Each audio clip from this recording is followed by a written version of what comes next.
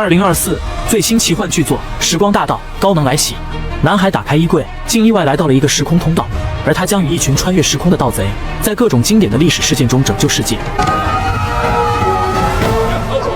凯文是个极其痴迷历史的孩子，可这也让他在同龄人中显得格格不入。这天夜里，家中的柜子突然传来一阵异响，凯文壮着胆子打开柜门，眼前竟出现了一片荒漠。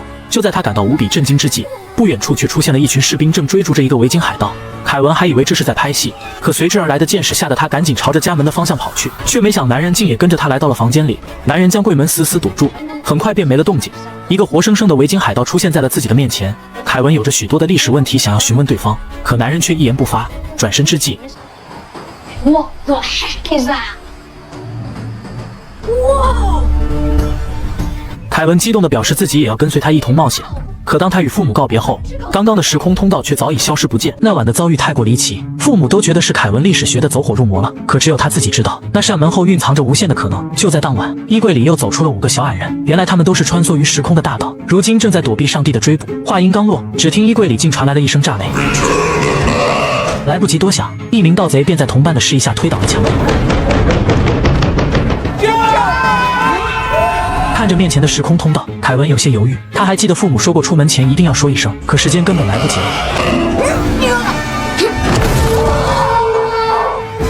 当他的意识恢复清醒时，竟发现自己来到了一艘船上。看着天空飘着的澳门海盗旗帜，凯文立刻认出了这是女海盗郑一嫂的舰队。如今他正被中英葡3国围剿，形势岌岌可危。可几位大盗却根本没有参与历史的心思，只顾着搜刮船上的金银财宝。然而巧合的是，他们所在的正是郑一嫂的主舰。面对士兵的刀刃，盗贼们只能举手投降。可奇怪的是，郑一嫂明明说的是粤语，却能跟说英语的菲比无缝交流。原来作为时空大盗，翻译帽是绝不能少的必备神器。菲比好心给凯文也带了一顶，却没想到因此救了所有人。利用自己所学过的历史知识，凯文瞬间化身军师，给郑一嫂出了一计：只要跑到不远处的浅水区，就能利用海盗船吃水浅的特征，避开与3国联军的军舰正面交锋。这个想法其实郑一嫂几天后也会想出来，如今却被凯文提前告知，他顿时惊为天人，还想把凯文留下来一直当军师。好在下一个穿越点已经开启，众人从船上一跃而下，前往了另一个历史中的节点。随着凯文从草坪上醒来，他惊奇地发现自己竟来到了巨石阵的修建现场，虽然有些费人，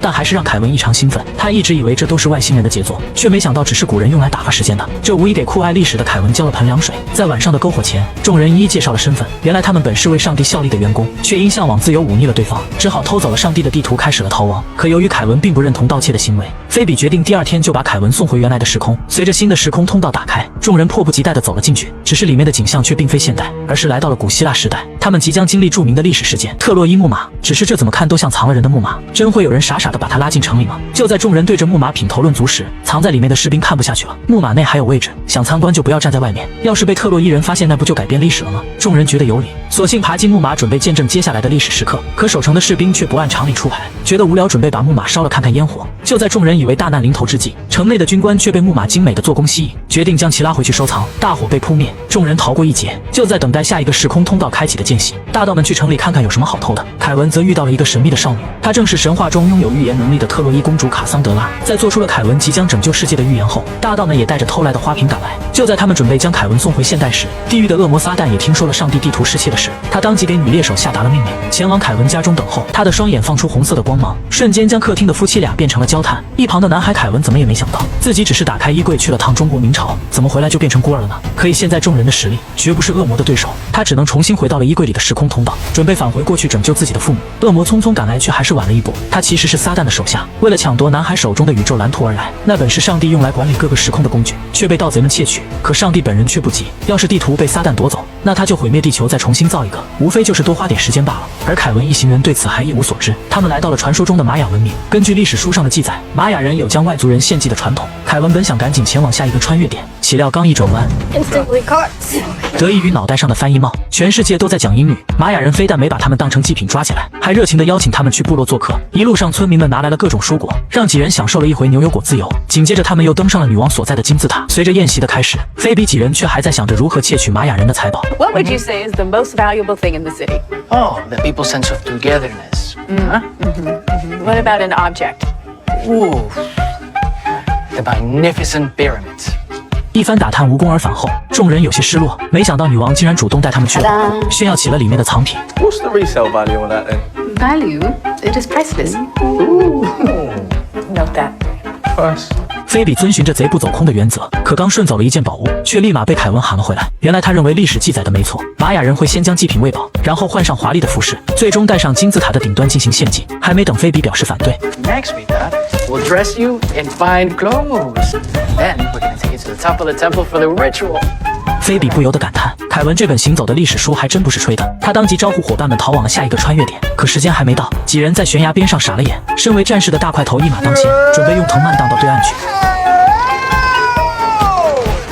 他用行动证明电影里都是骗人的。众人很快被部落的勇士找到，带回了女王的金字塔。随着仪式继续进行，女王掏出匕首，缓缓来到了众人面前。可她却并不是要进行献祭，只是想给客人削个水果缓和气氛。原来玛雅人只会用玉米进行献祭，至于活人献祭的说法，肯定是其他部落为了发动战争编造的谎言。此时一旁的王子表示，他们也会对犯人进行处决，尤其是3只手的小偷。听了这话的众人冷汗顿时下来了。菲比也不自觉地握紧了背包，可这异常的一幕却引起了女王的警觉。她当即让勇士搜查了众人的背包。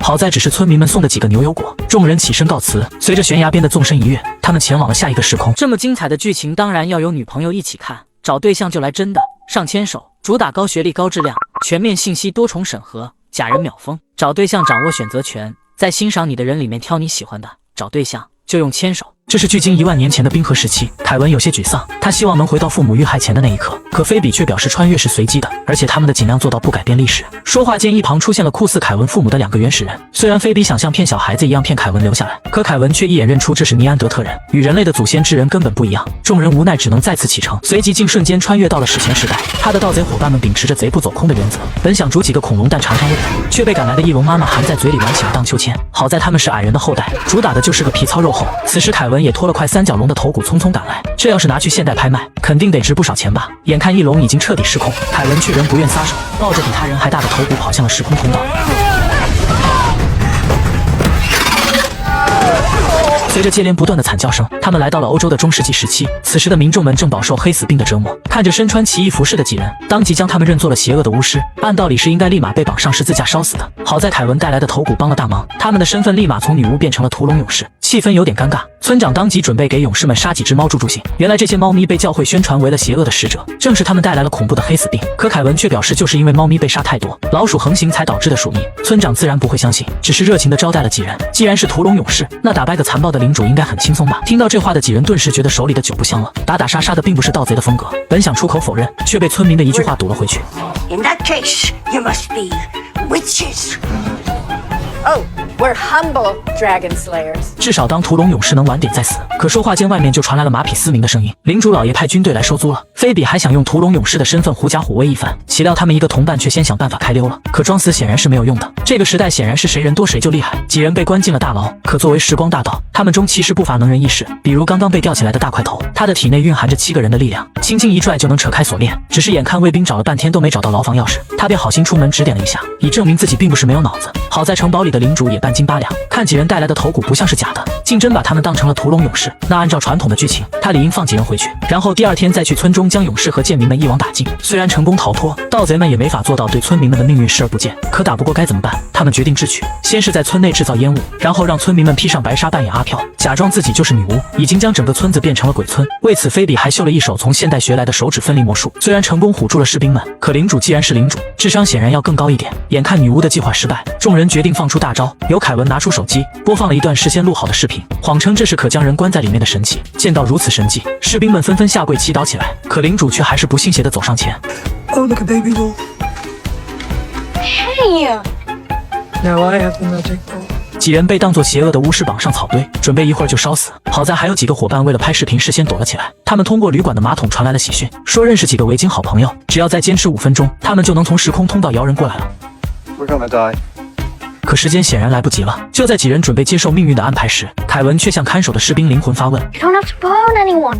Well, if I don't do it, then Timothy here will torture me. Hey, what if you don't do any torturing, Timothy? Well, then James will torture me. 随着这个问题引发的连锁反应，士兵们顿时想明白了。 Are you saying that the sheriff's power over us is actually us? Therefore, he has no power at all. Yes. It's like there's arrows coming out of my mind. 待领主的副手赶来发布命令时，也瞬间被士兵们的思想影响。毕竟谁不想当个好人呢？他当即决定去找领主好好说道。可没想到的是，对方此时正偷偷躲在角落里玩手机呢。I was playing, huh? 一场浩劫就此消弭于无形。就在几个礼拜后，去找援兵的菲比姗姗来迟，嘴上还说着知道他们能自己搞定，所以去偷了几个恐龙蛋好好犒劳他们。此时副手已经成为了新的领主，仿佛是为了迎接这片大陆的新生。翼龙宝宝也正巧孵化，男人顿时有了当个翼龙领主的想法。可下一秒，随着领主被吞噬，这片大陆顿时陷入了被恶龙所支配的恐惧中。盗贼们也没办法，只好拼命朝着时空隧道跑去。只见不远处突然巨浪翻滚，竟冒出了一颗硕大的脑袋，那正是古希腊掌管海洋的神波塞冬。只需要一个手掌，便能让凡人感受到海神的压迫感。好在这只是个上帝跑来客串的冒牌货，对凯文等人的性命不感兴趣，随手便将他们扔到了公元前220年的秦朝。凯文必须追回上帝丢失的宇宙蓝图，可迎面就被秦始皇拦了下来。You can't run this way. There's a war here. 此时的万里长城才刚打下地基，一旦被凯文等人跨过，就等于开了被入侵的先例。就在士兵们严阵以待之际，盗贼们却发现目标已经偷偷溜入了军营，眼看对方就要再次通过时空隧道溜走。Are you Xing Shuo Huang? I am Tiny Assassin. 凯文及时展露了预言家的实力，对着秦始皇就是一顿彩虹屁，说长城在未来会成为世界7大奇迹之一，由400万块砖石组成，历经2000多年才修建完毕。对方并不需要急于这一时。听到这的秦始皇突然有些生气。 years. My builders told me 4 months. It's so ridiculous, so typical. 好在盗贼们总算是得到了通过的允许，在临走前，凯文还不忘再次祝福了一番始皇帝。 Trust me, it will all work out for the best. You'll become the first emperor of China. What is China? China is heaven. We have to run for going. 随着众人钻进时空隧道，眼前竟出现了无比混乱的一幕。这是1343年的卡法城，彼时的蒙古汗国如日中天，他们将病死之人的尸体抛进城内，这是人类历史上第一次使用生化武器的战争。黑死病也正是因此传入了欧洲。在一番追逐后，众人总算将目标堵在小巷中。他们本来一起从上帝那偷走了宇宙蓝图，拥有了肆意穿梭时空的能力，可苏珊却独自撕走了蓝图的一部分。面对伙伴的质问，他竟表示自己已厌倦了偷盗的生活，偷走蓝图就是为了不让菲比等人找到自己。说完，他便再次打开了时空隧道，一只眼青了青喉咙，准备发表一番感慨。岂料这咳嗽声却被城中的卫兵以为已经染病。就在众人即将被绑进火堆烧死之际，苏珊折返了回来，将众人拉进了时空隧道。众人来到了一处神秘的岛屿中，就在菲比找到苏珊居住的小屋之际，地面竟传来了剧烈的震动。众人慌忙跑到海边查探，竟发现一颗巨人的脑袋正从海面缓缓升起。原来这座小岛竟是巨人的帽子。为了拯救自己的父母，凯文获得了巨人的帮助，答应带他前往地狱的大门。随着巨人的转身，海面顿时掀起了巨浪，只是跨了几个大步，便瞬间从海洋来到了陆地。凯文等人坐上巨人的手指，被送到了离地狱最近的地方。可看着被乌云笼罩的大门，其中的邪恶力量显然不可小觑。凡人之躯的盗贼们该如何应对呢？好在经过这么多趟的时空之旅后，凯文的嘴炮已经修炼得炉火纯青，他决定直接走进去说服恶魔。没有人有意见，毕竟这一整季他们都是这么过来的。可就在有惊无险地找到凯文父母后，魔王却表示得用宇宙蓝图来换。凯文敏锐地察觉到了关键，上帝其实对蓝图是做了防盗系统的，只是那系统却只针对魔族，所以魔王才费那么大功夫，又是威胁又是利诱，拼命想让凯文等人主动将蓝图送给他。就在盗贼们即将经受不住诱惑之际，宫殿外突然惊雷炸响，竟是上帝赶来了，还是那有些熟悉的出场方式，还是那同样骚包的姿势。连魔王都忍不住吐槽了一番，好在还是正事要紧，两人的目的都是凯文手中的宇宙蓝图，为此他们只能展开了辩论。可魔王要蓝图只是想将势力扩展到各个时空，而上帝就有些过分了，为了修正历史中出现的一些错误，他竟想全部推翻重来，毁灭世界，重新创造一个。在一番唇枪舌剑后，凯文做出了他的选择，让魔王先将自己父母送回了家，随后将装有宇宙蓝图的箱子递给了对方。An actual win for me, the bad guy, for once. 魔王开心地放起了烟花，而凯文也告诉了上帝自己做出这个选择的理由。虽然在这一趟时空之旅中，他见证了无数为利益而发动的战争，从而导致的瘟疫和死亡等不幸，但也看见了无数美好的事物。一味的推倒重来显然并不可取。上帝还想使用武力夺取，可在魔王的主场，他的能力除了特效炫酷，没有任何杀伤力。趁着两人燃烧经费的功夫，盗贼们也成功逃了出来。从背包里拿出了真正的蓝图，原来刚刚交给魔王的盒子早已被他们调包。随着魔王在城堡中发出愤怒的吼叫声，大盗们的时空之旅还在继续。